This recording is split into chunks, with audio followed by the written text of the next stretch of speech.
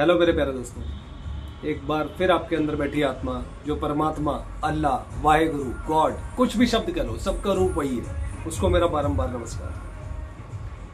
दोस्तों, एक शब्द है एनलाइटनमेंट, मोक्ष, मुक्ति।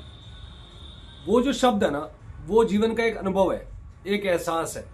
उस एहसास को पाने के लिए ये समझो कि आप जीवन में 3 स्टेजेस है हमारी, और उन्हीं स्टेजेस से हमें होके गुजरना पड़ता है। लेकिन एक दिन जो इंसान तीसरी स्टेज पे, फाइनल स्टेज पे पहुंच जाता है, उससे हम बोलते हैं कि एनलाइटनमेंट हो गया उसके अंदर, और वो मोक्ष को प्राप्त हो गया, उसको जीते जी मोक्ष मिल गया। तो पहली स्टेज जो है दोस्तों, वो है बुद्धू, यानी एक ऐसा इंसान जो अपने चारों तरफ के जितने उसके माया के जो घेरे हैं, जो चक्र हैं, माया के जो रिश्ते हैं, माया का जो ये पैसा, ये बिजनेस, इन सब में उलझा रहता है।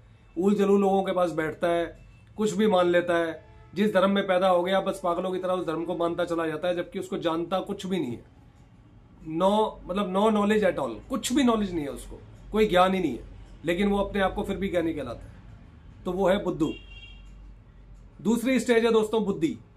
बुद्धि तब आपके इंसान के, वो स्टेज तब आती है जब आपके जीवन के अंदर किसी गुरु की एंट्री होती है, और वो गुरु, वो तत्व ज्ञानी, वो उस सत्य का ज्ञान आप तक पहुंचाता है, और आपको उन्हीं, जिस धर्म में आप पैदा हुए, आपके धर्म ग्रंथों के एक्चुअल दर्शन कराता है, और उनके अंदर क्या लिखा है, उसका मीनिंग क्या है, और वो मीनिंग आपको समझाता है। तो वो आपको जब समझ में आता है, तब आपको समझ लगता है कि जिस स्टेज में पहले मैं था बुद्धू वाली, वहां तो मेरा जीवन सिर्फ एक पशु के बराबर था।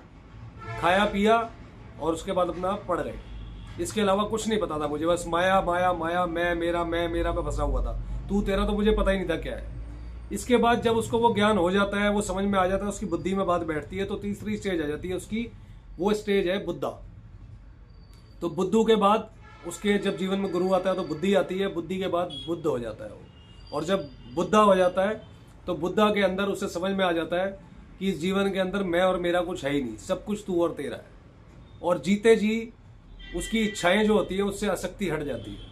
वो जीता है, वो अपने सारे रिश्ते निभाता है, वो सारे जीवन को, अपने पूरी जो उसकी जीवन लीला उसको निभाता है, लेकिन उसके मन में हमेशा आनंद रहता है, परम शांति रहती है, हमेशा सुख रहता है। तो वो स्टेज होती है बुद्धा।